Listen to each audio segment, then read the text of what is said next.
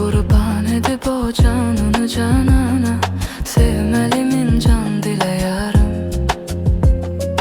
Bir səni yumşaltmadı axım fəğanım, lakin dağlar əritdim bu kədərlə. Qəlbimə bir şey ki xəyalında olub sakin, oldu yaxın qonşu kədərlə. Hurini cənnətdə görənlər görəcək, mən yox. Mən səni gördüm, mənə bəsdir.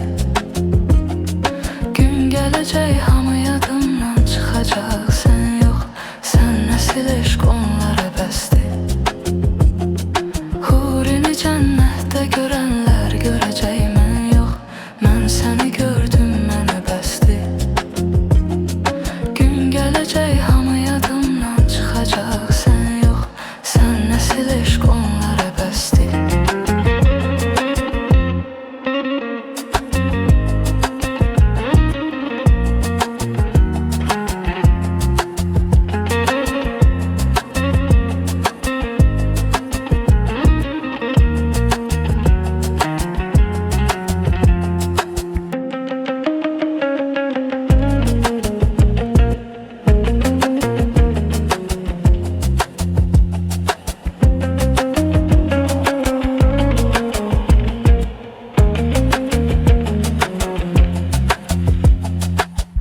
Gəzirəm hər gün o cüt gəzdiyimiz yerdə, görsən izimdən tanıyarsan.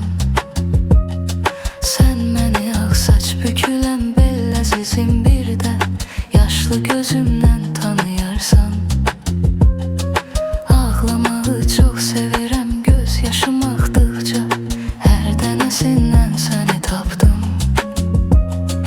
Bəlkə o cüt gəzdiyimiz yollara baxdıqca sənlə keçən bir günü tapdım. Hurini cənnətdə görənlər görəcək, mən yox. Mən səni gördüm, mənə bəsdir. Gün gələcək, hamı yadımdan çıxacaq, sən yox. Sən nəsil eşq